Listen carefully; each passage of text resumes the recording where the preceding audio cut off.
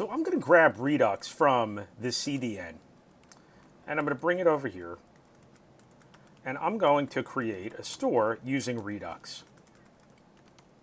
There's really only two things that could change in our application, and that's adding a foo and adding a bar. And what we're going to do is we're going to use two pieces of Redux. We're going to use the create store, and there's another thing that's going to come in very handy, combine reducers. And the reason why we're bringing this in is that, unlike this example that's over here, we actually have a couple of pieces of our store. We've got foos and we've got bars, and combine reducers makes it a little bit easier to use them. So what I'm going to do is I'm going to use combine reducers to create a reducer. So combine reducers allows us to pass in an object. And I'm going to go over here and I'm going to say foos, and I'm just going to pass in inline a reducer here.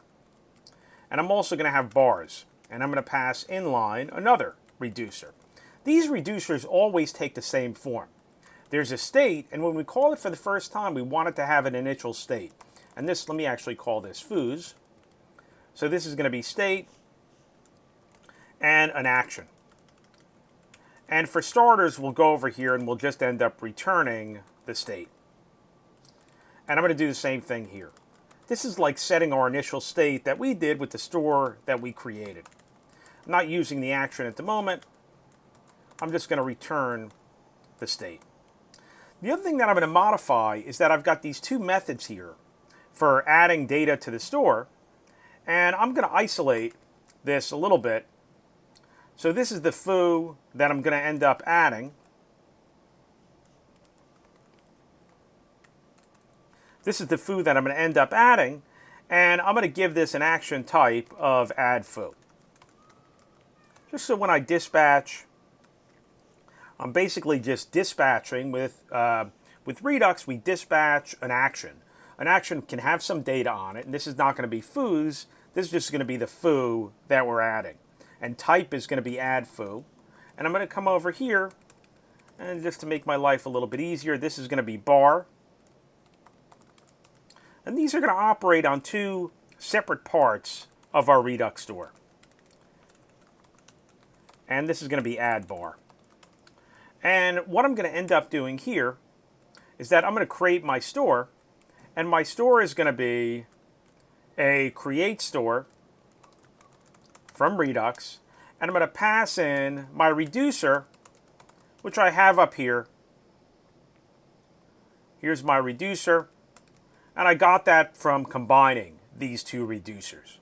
So the only thing that's a little bit different here is that if I look at my connect component, my store doesn't have a state, but it does have a getState method, which will return the state. The other difference is that when I end up subscribing, I don't get past the state. I just am told, hey, look, something is changing here. And here, when this happens, I'm going to say, hey, look, set the state to the store get state. So now I'm using my Redux store, I'm using the methods of my Redux store, and on the state of my connected component, I'm using this data from my Redux store. So let's take a look over here.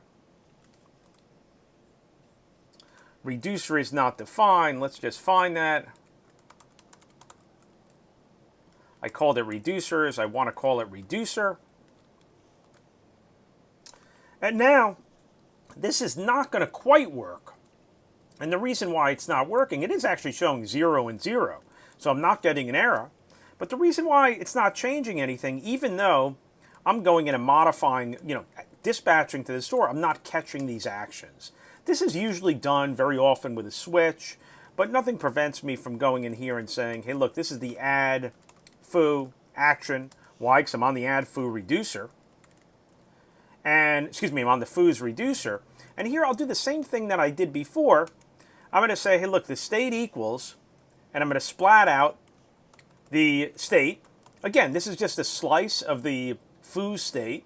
And what I'm going to end up doing here, because again, I don't have to keep track of it. Redux is keeping track of what the state was. And I'll say, hey, look, whatever you were before, I'm going to add the action.foo. And again, I want to make these pure functions so you can tell nothing is actually being mutated here. I am using the state value, but I'm not mutating anything that gets passed in. And this is going to end up being bar. And so now, when I refresh this, I should see that I've got some foo's and bars, and I should be able to increment these as well. Let's just take a quick look here. Yeah, so here I think I have a little bit of an issue, right? This is actually going to be add bar. This is going to be add foo. Those are the two actions. Let's just give this one more try here. And notice the numbers did not quite look right. So yeah, that's 3 and 1. I can end up adding bars. I can end up adding foos. Again, I have that delay built in here. And again, all I got out of this was that instead of me having to write a store, you don't have to write a store.